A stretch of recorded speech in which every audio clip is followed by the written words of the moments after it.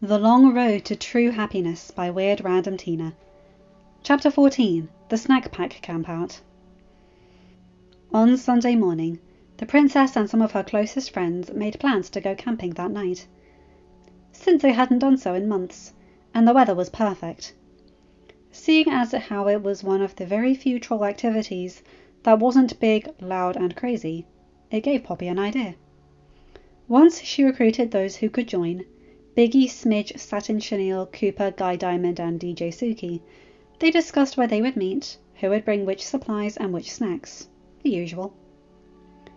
As they were about to part ways, Poppy gathered them all back together. Before you all go, there was one more thing I wanted to tell you. I'm also going to invite Branch. Though their faces were only mildly confused, skeptical, and or surprised, she felt the need to explain. He may not even show up. I know that's a high possibility, but he's been coming out of his shell a bit lately, and I think this could be something he might be sort of interested in. But I wanted to give you guys a heads up. Poppy felt a spark of anxiety as her friends exchanged glances amongst each other. She really wanted to include Branch, but she also really didn't want to start an argument with all her other friends. She really hoped they would understand, or at least respect her decision. Smidge spoke first. Sure, sounds good to me. Biggie smiled and gave her a thumbs up. Go for it, Poppy. That would be super cool if you finally decided to join us, Suki called enthusiastically. Camping definitely seems like a Branch-worthy activity, Guy Diamond added. The twins and Cooper still doubted that he would even come, but agreed that if Branch was willing to give them a chance, they'd give him a chance too. Ecstatic, Poppy darted back to her pod to make Branch a card for the event. For something as casual as a campout, they never bothered with invitations, just a verbal, "Hey, do you want to go camping?" But this was a very special occasion. If Branch said yes to this campout, it would be the very first invitation he's ever accepted. Poppy was so pumped at the concept that she could hardly think straight. Partway through making the card, she spilled glue all over it and had to start all over. It was a challenge to keep the design, as Guy Diamond phrased it, Branch-worthy. She was dying to add bright colours and piles of glitter and catchy music to express her excitement. Once it was finally complete, Poppy sprinted over to the bunker, trying to expel some of her excess energy. She knocked enthusiastically on the hatch door, hitting it at least a dozen times. She waited, listening intently for the familiar hum of the elevator rising. Then she waited some more. Not a sound. So she tried again, and then she waited. Kept waiting. No sign of Branch at all. But it didn't dampen Poppy's enthusiasm. He wouldn't be expecting me to show up today. He's probably out in the forest somewhere. I have some spare time. I'll wait around to see if he shows up. If not, I can come back later. He's never out all day. So the magenta troll settled herself down beside the hatch, looking over the card. Snippets of her visits with Branch came popping into her head. Collecting supplies, reading together, going for hikes, playing simple games. Sure, to most trolls these were just plain, mundane activities. But any time with Branch was extraordinary to Poppy. His brief half-smiles, stifled chuckles, and occasional soft glares. They were so meaningful because they were so uncommon. Underneath all his glares and grumbles and sarcasm, he was secretly very sweet, and was gradually letting her see more and more of that softer side. The princess sighed blissfully. Poppy? Branch's voice beside her nearly scared the hair off of her. He seemed to have appeared out of thin air, standing on the other side of the hatch, several troll lengths away, holding an armful of tree bark. There was no irritation in his tone or his expression, only puzzled curiosity. What are you doing here? Composing herself, Poppy retreated the card behind her back, stood up and cleared her throat, and began, "Hey, Branch! Yeah, I know this isn't our usual time, or our usual day. I won't keep you. You're obviously busy. But I just wanted to, see, I was hoping that maybe you—" She swallowed thickly, suddenly feeling odd under his inquiring gaze. "What is my problem? I've given him hundreds of invitations. Why am I nervous this time?" Poppy cleared her throat once more and found her words. Ahem! I would like to inform you of the small campout that will be taking place tonight. She held out the card. I'm not going to beg you to come along, and I won't be disappointed if you say no. I just wanted you to know that you are more than welcome to join us, if you want. As she finished speaking, Branch set down the bunch of tree bark and took the card from her hand. The front looked like a little paper forest, composed of every possible shade of green. He opened it up, and was greeted by Poppy's typical little pop-up figures, a fire lit in the middle, a group of green tents around the outside, and a circle of colourful troll faces around the fire. Despite being paper cutouts, it was easy to recognise who represented each.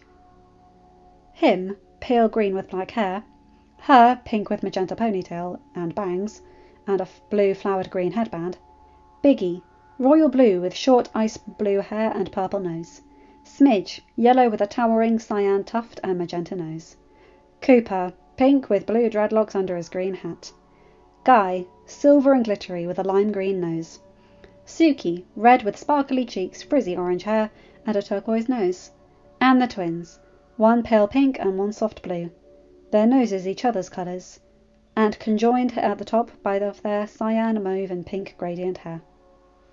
Branch was surprised at who wasn't included. A purple troll with blue-green gradient hair and an orange nose, who was practically Poppy's shadow. He asked solemnly, "Are these the only trolls who are going to be there?"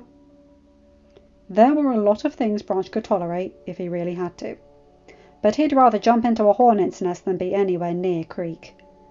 Especially since that slimeball would dedicate half the night to degrading Branch, and the other half to flirting with Poppy. The princess nodded with a widening smile. Such an inquiry, especially coming from Branch, was showing at least some mild interest. The princess nodded. Yes, that will be all. Actually, the twins may not even be able to make it, but there will definitely be no more than who's shown. Our camping trips usually involve smaller groups. Just makes it easier. No Creek. Just me, Poppy, and a handful of her friends, sitting around a campfire. Branch felt his usual discomfort at the idea of attending a social event, despite this one being on a much smaller scale than she normally threw at him. Truthfully, his standard rejection followed by disappearing into his bunker sounded very tempting. Or perhaps the familiarity of it gave him comfort. Saying yes to any activity of any size was uncharted territory for him. But Poppy was still being very considerate of his wants and needs, as she had promised, and Branch didn't want to be completely insensitive. Not only that, but there was a tiny part of him that wanted to go?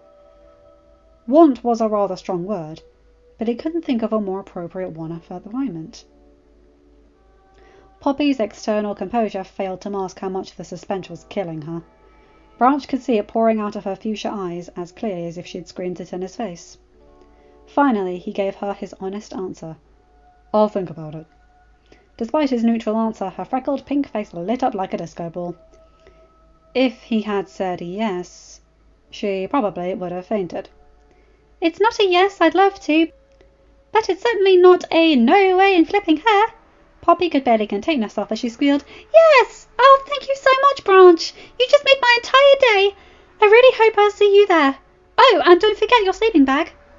As she ran off happily, part of Branch wanted to feel flattered by her saying that he made her day. But bubbly Poppy was the type to say things like that 15 times a day, every day, over any insignificant thing. I guess it's better than hurting her feelings. Princess Poppy was beyond ecstatic as she hurried back to the village. She had been itching to hug Branch before leaving, but didn't want to spoil their positive atmosphere and deter him from joining. Plus, she had to keep reminding herself that just because Branch didn't say no, doesn't mean yes was implied. There was a high chance that he would think about it and decide to pass on the offer, and she couldn't be disappointed by that. Hanging out with me is one thing, but 7 other trolls is definitely way outside his comfort zone. But he didn't throw away the card or tell me to buzz off, So either way, I'm calling it a success. Poppy was so preoccupied with the possibility of the grey outsider finally hanging out with a snack pack, she wasn't even disappointed anymore that Creek couldn't make it. He always made the camping trips extra fun with his silly jokes and heartwarming fairy tales. But he already made plans for the night, and wasn't keen on rescheduling. He wanted to clean up his nearly destroyed garden, and, grudgingly, put Branch's pest control method to use, and then relax and catch up on some reading. At least we made up after our quarrel from yesterday. I knew we would. But the princess's heart felt a little torn. She was used to Creek being at the campouts, and would surely miss his presence. But on the other hand, she had really wanted to invite Branch, and if Creek was there, that would not have been an option. It was no secret that Creek had no use for Branch, and Branch didn't exactly like anyone. He seemed to hold a particular dislike for Creek. Those two couldn't be anywhere near each other for more than 5 seconds, without bickering and passively aggressively insulting each other. Poppy was not interested in feeling that kind of tension, or it would spoil the fun for everyone. She shrugged, choosing not to dwell over something she had very little control over.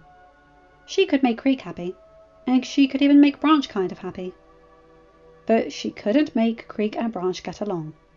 There had been many well-meaning attempts in the past, but they only ever resulted in the two guys fighting even more, and then getting annoyed at her too. Oh well, Creek has been to plenty of campouts.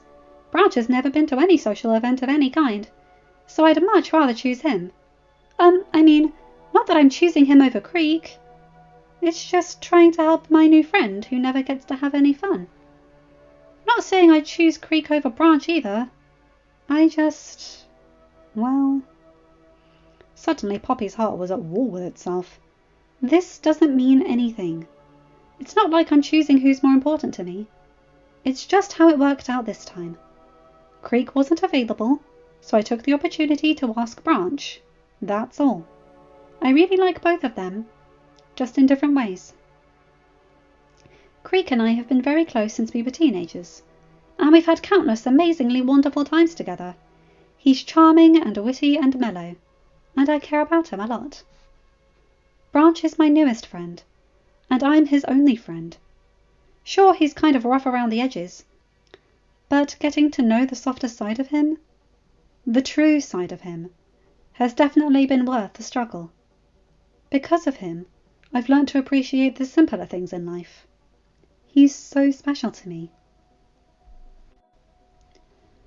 All these mixed-up emotions were starting to give Poppy an upset stomach, so she hurriedly pushed them aside, focusing on cleaning up her pod and then getting ready for the extra fun campout.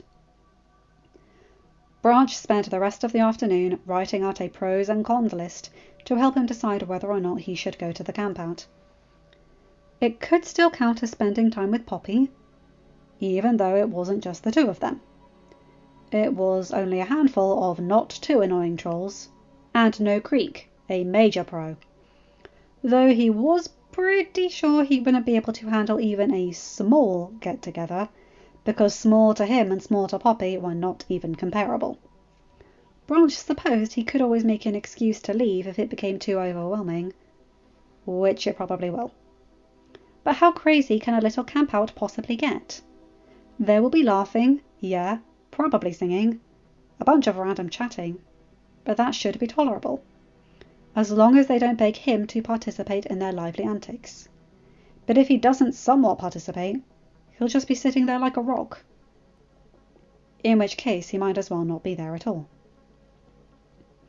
To be honest, Branch felt a bit pressured to go. Poppy had made so many compromises in her routine for him lately, and it was well past time for him to return the favour. Plus, she had been hoping and trying for so many years to get him to join in on their activities, long before he even developed a definite crush on her. This was the one and only time Branch didn't give her a solid no, or a coldly sarcastic yes. On one hand, Poppy was excessively optimistic, so she shouldn't be too obsessed if he didn't show up.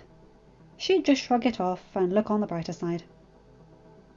On the other hand, Poppy, being excessively optimistic, will likely convince her that he'll show up, so she'll end up being quite disappointed if he doesn't. Could Branch really do that to her? Finally dangle a strand of hope in front of her, only to snatch it away? An image of Princess Poppy's lovely, bright pink features, overflowing with joy, unwillingly entered his mind. He sighed heavily, admitting defeat. That evening, Branch neared the campsite area, over 20 minutes later than the time indicated on the card. It turned out to be a longer hike than he expected. Plus, he had found himself stalling, as he still felt highly uneasy about his final destination. He brought some trail mix to snack on, in case all they had was available was junk food, which was likely. But he didn't bring his sleeping bag as Poppy had instructed. Even if by some miracle he went through the evening, there was no way he'd be willing to spend the whole night out in the open in the woods with a bunch of noisy near strangers. Through the trees, Branch could hear the trolls talking, just bits and pieces of conversation. He recognized Smidge's booming voice. One of the twins said something, and then Guy Diamond spoke up in his auto-tuned accent. Cooper laughed his usual goofy laugh, and then his heart did a little backflip as Poppy's voice flowed into his ears. Branch paused to listen to it. He wasn't paying attention to the individual words, but the context didn't matter. How is it possible for a voice to annoy at times, and yet other times be so soothing and heavenly? He felt his pesky, sensitive feelings rising up again, and quickly forced them back down. Snap out of it. You can't be mooning over Poppy with all her friends around. Someone will always be watching. The thought of all eyes on him for any reason was almost enough to make him sprint back to his bunker. But Branch stood his ground. After taking another minute to collect himself, letting his mind run blank, letting his expression settle between emotionless and a slight frown, he continued forward, now being able to see the light orange fire from through the thinning trees. Meanwhile, as the sunlight faded around Poppy, so did her anticipation. Since she had stepped foot in the clearing 40 minutes ago, she'd been on the edge of her seat, keeping an eye open for Branch's distinctive black hair, grey skin, and earth-toned clothing. Smidge had already settled on one of the logs, and Biggie arrived a minute after Poppy. Cooper and Guy Diamond soon joined them, followed by DJ Suki. A rustle of leaves towards the east, the rough direction of the bunker, made Poppy's heart jump for joy. But it was Saturn and Chenille, coming straight from their fashion show. Still, she waited. At any minute Branch will appear through those bushes, or maybe from that trail, or over that hill. Soon. Shortly. Any minute now. But the scheduled time came and went, with no sign of him. It seemed the princess didn't do a very good job of listening to her own lectures about not being disappointed if, or when, he didn't come. But still, she couldn't believe how crestfallen she was over this. She'd never even felt this deflated when Branch used to say that he was going to trash her cards as soon as he found the nearest recycling bin, or throw them in the fire when he got home. Poppy struggled to maintain her normal act, not wanting to dampen her friends' spirits too. Thankfully, they didn't pick up on her half-hearted happiness. Otherwise, they would have said so. Her companions were completely unbothered by Branch's absence. Not one of them questioned his whereabouts, or mentioned him at all.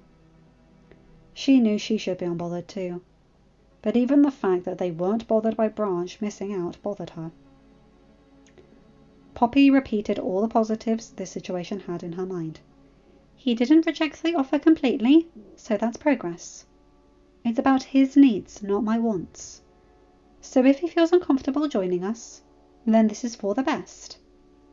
What's important is letting him know that he's always welcome. I can always try again sometime when it's another small event. I'll get to see him tomorrow anyway. The thoughts made her feel a little better, but she couldn't fully dismiss her disappointment. It remained like a little fly buzzing around her head. Back in the forest, the campsite and the group of trolls finally came into Branch's view. Remaining unseen behind a large tree, he peeked through the ferns beside it, triple-checking that there was zero evidence of Creek. 8 trolls sat on the logs, the ones illustrated in the card. 8 tents were pitched behind them, each matching the owner's distinctive styles: blue and flowery, large and purple, small and pink with a bow on top, green to match his hat and striped to match his furry body, blindingly glittery, frilly and white with pastel stripes, a flashy, fancily designed double. Branch let out a sigh of relief he was holding, in a little breath. But his heart was still pounding uncomfortably into his throat. He was already very late, perhaps too late. The whole gang had clearly been settled for a significant amount of time. But his heart was still pounding uncomfortably into his throat. He was already late, very late, possibly too late. The whole gang had clearly been settled for a significant amount of time, and while Poppy would surely welcome him with open arms regardless, Branch had no idea how the others would feel about his participation. More like his intrusion. They were always very open about saying he was no fun and ruins everything. He supposed those statements were true, even if it was unintentional. Branch's brain was telling him to step around the other side of the tree and out into the clearing, but his legs wouldn't obey. He lacked the confidence to waltz right out into the open and announce himself, but he didn't want to be caught lurking in the shadows either. Bit by uneasy bit, Branch shuffled his way over and out of his hiding spot, peering hesitantly at the crowd. He was most of the way around the tree trunk when Branch, sitting on the opposite side of the fire but towering over it and everyone else, happened to look in his general direction. Branch froze as they made eye contact, and his legs turned to stone, so that even if he wanted to run, he couldn't. Looking and sounding impressed, the friendly blue troll spoke up. "Well, hello there, Branch."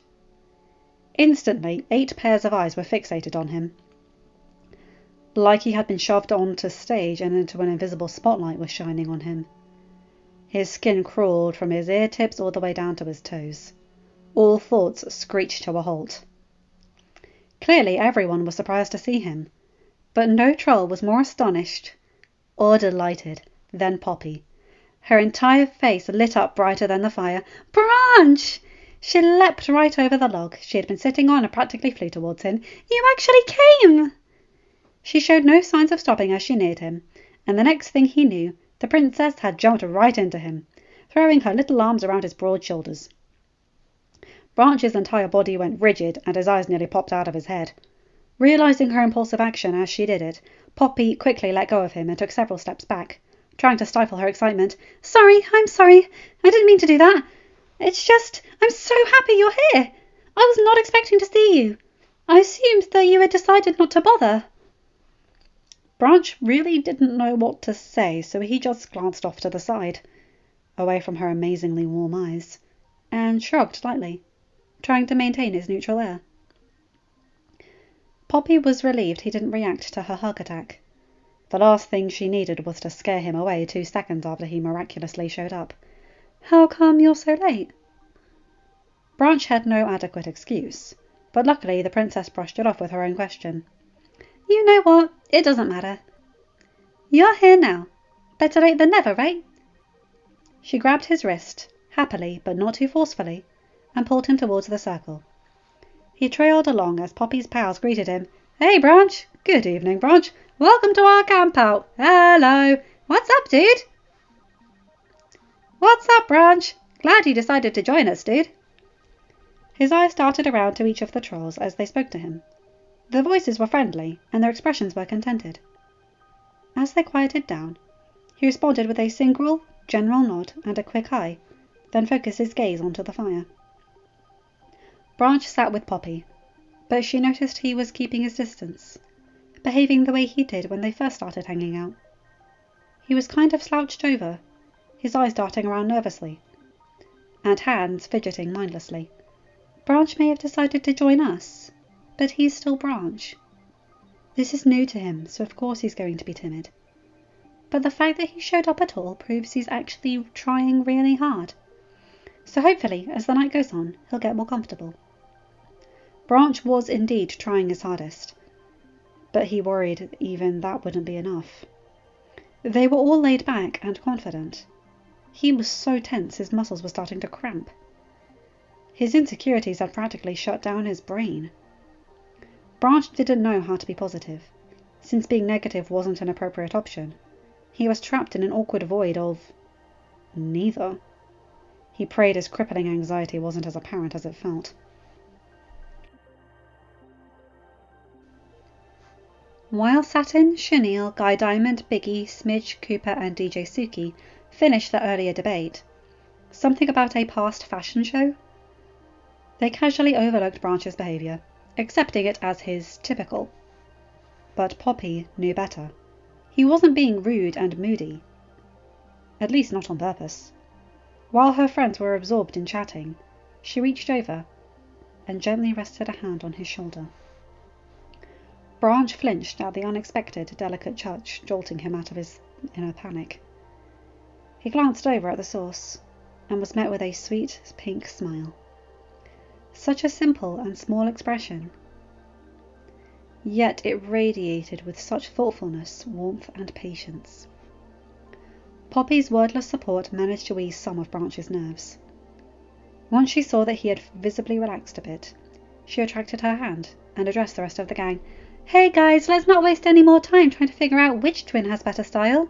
They're both amazing. Instead, let's dive into our scrumptious looking snacks, and then we can exchange some fun jokes and stories."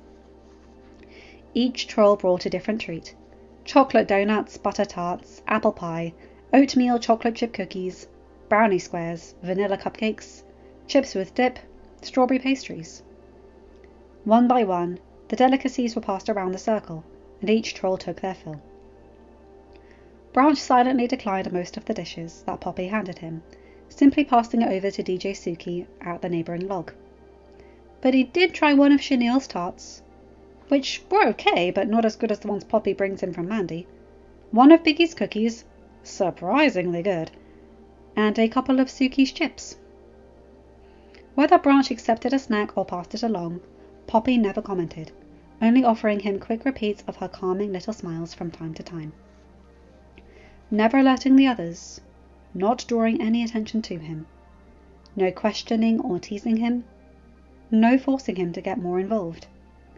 She not only knew what worked best for him, but now also respected it. It made him feel much more at ease, and gave him yet another new admiration for her. Once the dishes completed the rounds and returned to their owners, there was still plenty left over, so Poppy announced, "Who wants seconds? Name it and it's yours. I'll take the rest of those brownies. Would you like another tart, Biggie? I call dibs on the last cupcake. 2 pastries, please and thank you. Cookies, more cookies. Ah, the pie's all gone. Oh, that's 'cause I ate the last of it. Yo, I'll have another cookie and a donut, please." They didn't expect Branch to ask for more, considering his meagre takings. But Poppy recognized the uneasy expression on his face. The one that said, "I have something to say, but I don't want to speak up." So Poppy turned to him and said casually, "Branch, is there anything you would like, before Cooper over there eats it all?" Hearing his name, the giraffe-like troll froze, his mouth and light blue limbs full of snacks. Branch hesitated as everyone looked his way, and then mumbled, "Cookie, if there's any." Quite sure that Biggie didn't hear the quiet response from the other side of the fire, Poppy emphasized, "Request for another one of your delicious cookies over here, Biggie." The big blue troll smiled ear to ear. "Absolutely. I've learnt to make a double batch, to ensure there's plenty for everyone." Biggie made his way over with the tray to stand in front of Branch. "Take as many as you'd like."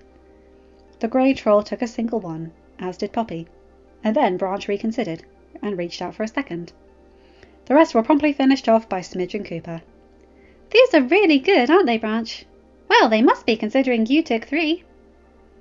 His face was at ease as he answered the princess with a casual nod. "Yeah, quite good." DJ Suki then turned to Branch and asked him, "So, what other kind of sweets are you into?" "I don't really eat sweets, except muffins, if they're plain." Biggie joined in on the discussion. "What's your favourite type of muffin?" "Raisin." Or carrot. Cooper, Smidge and Guy and Chenille added their opinions.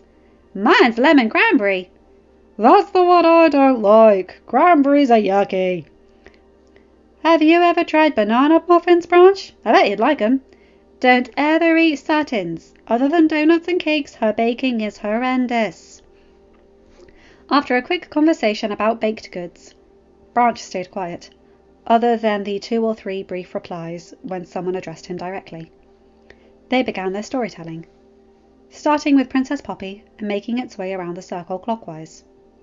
She began with a brief joke that her father taught her, then a story about how a kitten and a baby bunny became best friends. Branch listened intently, not to the corny joke that everyone else laughed hysterically at, or the touchy-feely fairy tales that had everyone almost in tears, but to Poppy in general.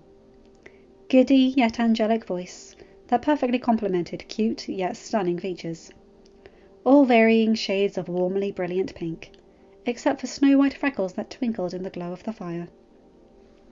Every minute or so Branch had to look away, as he could sense his expression drifting onto the borderline of dreamy. He'd stare at the fire, or at the trees along the perimeter, or his feet. Anything that wasn't Poppy, or any other troll. Once he recovered a bit, he'd returned his gaze back to her, till said gaze began to unwillingly soften again. Branch only half listened to the others. Some told a lame joke, some told uninspiring stories. Some unleashed both. Occasionally he caught snippets worthy of a half grin, or even an eye roll with a hint of a headshake. But for the most part, he occupied himself with zoning out and letting random minor memories of Poppy drift into his mind. Only a couple of shares stood out to him a bit. Smidge's, about a spooky Halloween party gone wrong, which was surprisingly intense, and Branch found himself paying full attention. Suki's riddle-like joke involved something about a flower learning to play musical instruments. The concept itself was kind of lame, but something about her to-the-point sense of humour was kind of amusing, even to him. Biggie's tale was one of the shortest and dullest. However, it unintentionally reminded Branch of his predicament with Poppy. A quiet little moth was in love with an outgoing and beautiful butterfly, so he embarked on a magical adventure to find the courage to tell her how he feels. Some stuff happened, blah blah blah, and it made the moth realize the courage was inside him all along. So he confessed to the butterfly. She adored his kindness, returned his feelings, and the two lived happily ever after. Branch struggled to maintain an unmoved air.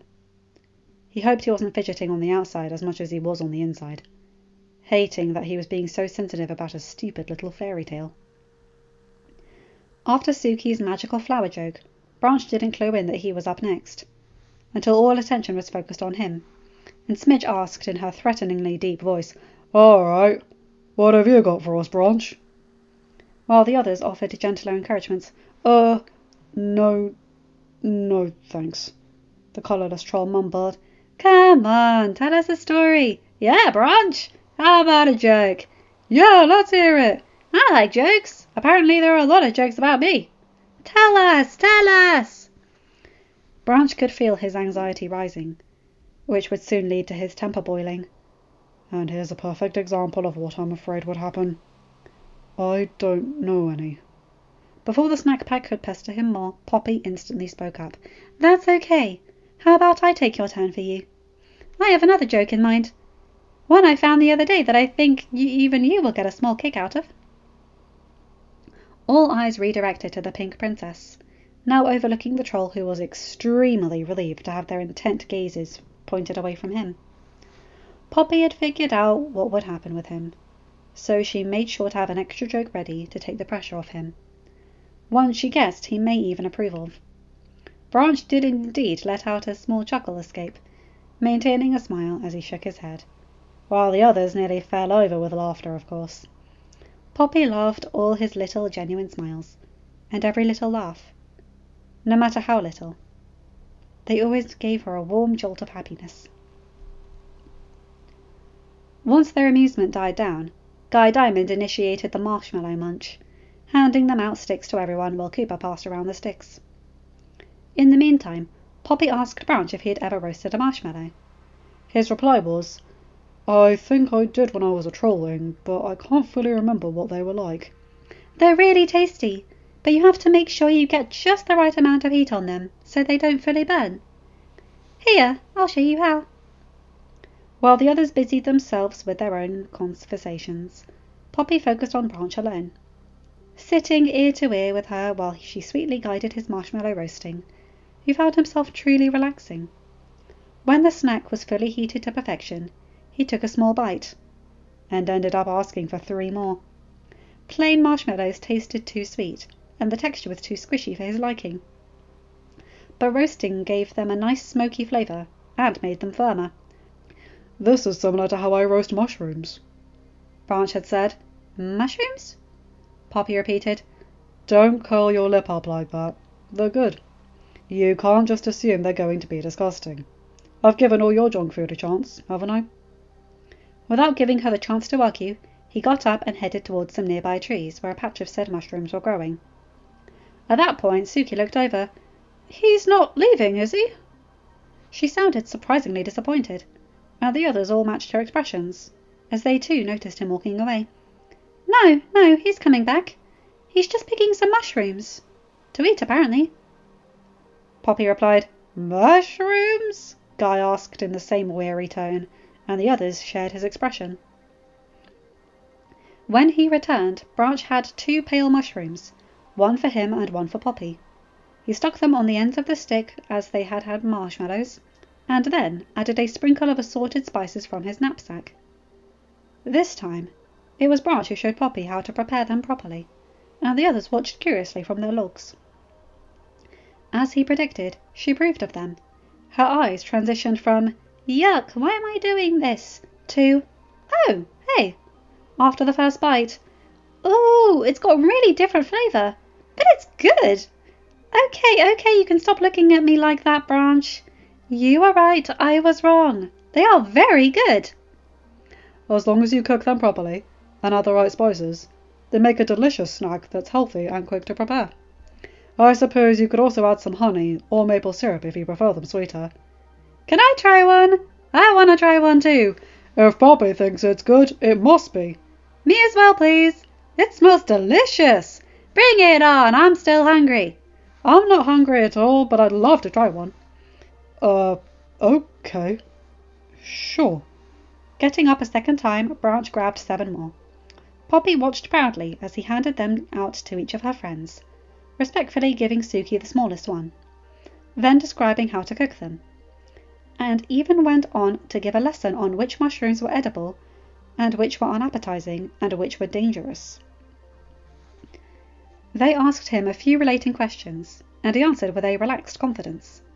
Poppy was overjoyed to see the withdrawn grey troll let his guard down and be a bit more open with his new companions, just like he had when he had started adjusting to her company. He's getting along pretty well with everyone. Fireflies began flitting around as the colourful crew announced one final activity, a brief poetry contest that they participate in every camp-out or slumber party, right before heading to their tents to bed. Poppy explained it to Branch. "We all have 5 minutes of silence to try to think of a poem. Just a few lines, nothing major. And then, after everyone's shared, we vote on whose was the best."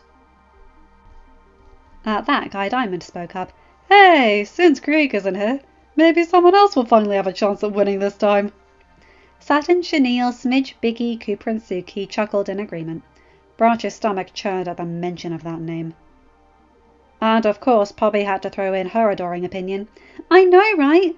I have no idea how he comes up with them, but they're always so heartwarming." More comments regarding Creek's apparently amazing poetry invaded Branch's ears. Some of the others backed up Poppy with a few points of their own. He could feel an uncontrollable grimace growing on his face. The night had been going relatively smoothly. He prayed they wouldn't get into the lovey-dovey conversation about that sickening pest and ruin one good night he was semi-enjoying. Branch nearly let out a sigh of relief when the subject was changed and the game began, with no more mention of Creek at all. As Poppy said, they all took several minutes to create some lines, everyone pulling out a notebook and pencil.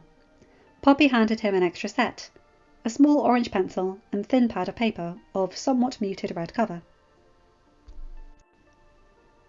While the others scribbled on their papers, with faces distorted from deep concentration, Branch just sat there. He spent those several minutes pondering how to deal with this obstacle, and decided he had 3 possibilities. Firstly, refuse to participate. Not a great choice. Secondly, create a decent poem. With his advanced writing skills, it wouldn't be a challenge at all. But letting a whole crowd witness my sensitive side is a frowned-upon choice. And thirdly, slap together a poorly worded mess to avoid drawing unnecessary attention to himself. Branch concluded that would be the most effective plan. Sure, it would make him sound like a fuzzbrain, but that wasn't much of a downgrade from what they already thought of him. Beside him, Poppy shared her poem first. Then Satin, Chenille, Guy, Biggie, Smidge, Cooper and Suki each took a turn around this circle, as they had done for story/joke time. Although Branch had hardly classified any of their words as poetic, all were thoroughly terrible, cheesy, dorky, cringy, uninspiring, pointless, every other synonym for badly written. He couldn't even muster a single fake applause, but he really couldn't complain either, considering it meant he wouldn't stand out in any way, as he shoots out a handful of random, thoughtless lines. Suki finished off her so-called poem. It was probably the best of the bunch, and received a generic applause from everyone, with the exception of Poppy, who gave an over-enthusiastic clap as she did with everyone's, and Branch, who gave nothing. And then, inevitably, 8 colourful trolls focused on him, next and final in the circle. Branch took a deep breath, preparing himself to blurt out whatever lame words popped into his mind. But then Poppy had to disrupt his plan by her usual encouraging self. "Oh, I can't wait to hear what you came up with. Guys, believe it or not, Branch here has a hidden talent. He is outstanding when we play Babble. All right, let's hear it, Branch." She turned her whole body towards him, resting her hands into her lap. She softened her enthusiasm as she flashed him a heart-stopping smile, with sparkling eyes to match. "I know it's going to be amazing." Eventually, he glanced away from her, staring down at the fire in front of him. But something seemed to possess him as tender words tumbled out of his mouth. "Your eyes, they're like 2 pools, so deep, I fear if I dive in, I may never come up for air. And your smile, the sun itself turns jealous, and refuses to come out from behind the clouds, knowing it cannot shine half as bright." By this point, Branch had forgotten he had an audience. Lost in the heat of the moment, he let his gaze soften and drift back over to Poppy as he finished. "For you are the morning sun, bringing light into my life." Poppy couldn't speak, couldn't clap, couldn't do anything but stare at the grey troll as he continued to stare at her. She was mesmerized. Her mouth was gaping open like a fish. She knew he was good with words, but she was not expecting him to be that good. Fireflies danced behind him, acting like tiny unintentional spotlights.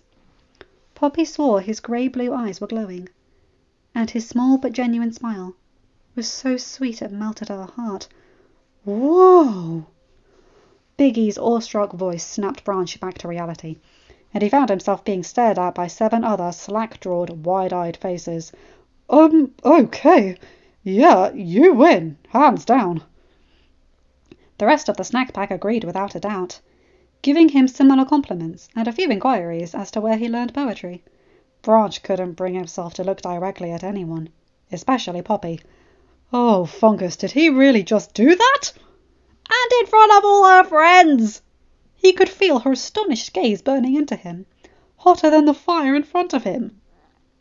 Branch let all the comments pass over his head, willing the ground would just swallow him up, until Suki's praise caught his ears. "Dude, that was awesome! That was even better than Creek's!"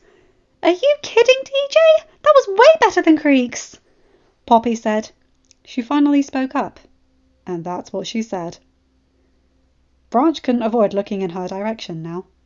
Her warm expression exhibited a hint of coyness as she added, "I've never heard anything like that." Well, if her praise didn't make Branch's cheeks dark enough, her adorably beautiful face tilted downwards and to the side sure did. Branch merely shrugged, not wanting to let out any more fondness than he already had. "I'm doing a wonderful job here keeping a neutral air, aren't I?" Poppy's friends didn't appear to notice his flushed face. Perhaps the darkness and/or light from the fire was enough to obstruct their view. Thankfully, none of them seemed to pick up on the meaning behind his words either. The snack pack weren't trolls who kept their observations to themselves, especially Smidge, Guy, and Cooper. So if they didn't comment, then they must not have made any connection, assuming it was a random poem not directed at anyone specifically. As the subject among her friends gradually shifted, Poppy still couldn't get her mind or eyes off Branch. Not only was his poem lovely and smooth-worded, it was even quite romantic. She then noticed the notepad still loosely in his hand. The paper was blank! He hadn't even jotted any ideas down. Branch had come up with that off the top of his hair. It had flowed out of him so naturally, his voice being soft and sincere. It was the most at ease she'd ever heard him. The moon was rising, the stars were shining brightly through the clear black sky, and crickets were starting to sing. But it was the continuous yawning of the campers that signalled it was time to call it a night. Branch was shocked that he not only survived the whole campout, but for the most part, he had found it more than tolerable, once he had adjusted to the new atmosphere. However, he was also kind of relieved that it was over. Over these last few hours, he had experienced more social interacting than he'd dealt with for over the last few years, and he was getting antsy to return to the solitude of his familiar underground home. As everyone gradually cleaned up around the fire and wandered to their tents, Branch informed Poppy that he was ready to head off. She never once mentioned anything about him not bringing a sleeping bag, and even now she merely stated, "Okay then, I'll see you tomorrow afternoon. Wow, 3 days in a row and you and I get to hang out. How cool!" It was much more than cool to Branch, but after his poetry blunder, he wasn't about to risk saying anything with even a drop of possible emotion. So he stuck with his standard curt nod. The talkative princess continued through the silence. "Thanks again for joining us. It was really nice to have a brand new face with us." Nearby, Smidge added her opinion. "Yeah, you know what? You're all right, Branch." On the other side of the fire, Biggie piped up, "Yes, please join us again sometime." Cooper agreed with the large blue troll. "You're a different kind of company, but a good kind." From her tent, DJ Suki lightly cheered, "Hope to see you again soon, dude." After Guy Diamond, Saturn and Chenille threw in their farewells, Branch answered the gang with a single "Good night." And then he gave the Pink Princess a separate goodbye. "See you tomorrow, Poppy." "You know it. See you later, Branch. Have a great night." He was already walking away as she spoke, but as he disappeared into the branches, Branch gave her a quick glance over his shoulder. So quick that if Poppy hadn't had her eyes glued on his retreating figure, she would have missed it. She was pulled out of her little trance by Smidge, who was suddenly standing right beside her. "Who was that troll, and what has he done with Branch?" Poppy let out a shy little giggle of agreement. Biggie approached her from the other side. "He does seem quite different. Still him, but better. Quiet, but not so cranky." Saturn and Chenille said at the same time. "And stellar poetry! Who would have guessed?" DJ Suki exclaimed. Guy Diamond smirked. "You could say Branch has turned over a new leaf." After giggling along with the others at the Glitter Troll's pun, Poppy went on to express how wonderful it had been getting to know the former recluse. How he is unique with a whole other side of him that's surprisingly compassionate. "I'm really glad you guys finally got to see some of the real Branch." After a bunch of goodnight hugs, the 8 trolls settled into their tents. Within minutes, the only sound in the area was everyone snoring. Except for Poppy's. She was the only one still awake, staring up at the soft blue ceiling of her flower-patterned tent. How the hell was she expected to sleep with the knowledge that Branch, the former grump and most introverted troll in the village, not only chose to hang out with them for the very first time ever, but had also actually had a decent time. In addition, his beautiful poem kept repeating in her mind. She couldn't recall all the exact words, but the message was fully there, as well as his warm eyes and soft smile and smooth voice. The Pink Princess closed her eyes as her thoughts wandered and her heart swelled with a calm happiness. Your eyes, your smile, you are the morning sun. I wonder if that poem was directed toward me. Her eyes shot open. Where the fudge did that idea come from? She almost laughed aloud at her silly little theory. Of course it wasn't meant for me. He was looking at me because I was sitting nearest to him. He's more acquainted with me than the others, and I was the one begging him to come up with a poem. Ha! Like Branch, whatever. Poppy trailed off, as the unspoken conclusion triggered a wave of unexplainable, strong disappointment. Well, now she definitely was not going to get any shut-eye. Branch, on the other hand, slept soundly for once. He flickered his eyes open long after dawn, without a single bad dream in his memory. Though he couldn't remember them in detail, he had dreamt of some positive scenes, enjoying a picnic with Poppy, then having a relaxing daytime camp-out with her and her friends. After breakfast, Branch reread last night's journal entry. The uneasy arrival at the camp-out, the not terrible junk food, and the not too obnoxious group of trolls, the unexpected yet too brief hug, and the not horrible activities. Though he still cringed at the lovey-dovey poetry incident, he was relieved that it didn't have any negative effects. He had to admit that Poppy's comment had touched him more than what he was letting on. That was way better than Creek's. I've never heard anything like that. Of course, he was well aware it didn't mean she likes him more than Creek, but preferring Branch's poetry could be viewed as a tiny victory. It's completely meaningless, but I'll still take whatever she offers. End of chapter. Hi guys, hope you enjoyed that one. Oh my god, that's one of my favourite chapters of this whole thing. It's so lovely, and I can relate to Branch so much in this. This is what happens to me at family gatherings. I often have like a book on hand or something so I can read, but I still do my best to interact somewhat, but not be at the forefront of the conversation. I can be. When I get comfortable, I tend to charge ahead, but that's why my channel is good. It helps me get my talking impulse out the way. And the fact that they're willing to give him a shot but don't push him too hard. They barely know him, but they're getting to know him. The bit with the mushrooms is like, yeah, I've got something too, and it's not bad. Here, try it. Wow, that's really nice. Just, it's so heartwarming. And the feeling when he's tired because he's been there for longer than he can take. I call that my social battery. You're an introvert in order to charge up, then you can be, in my view, extroverted by letting that out.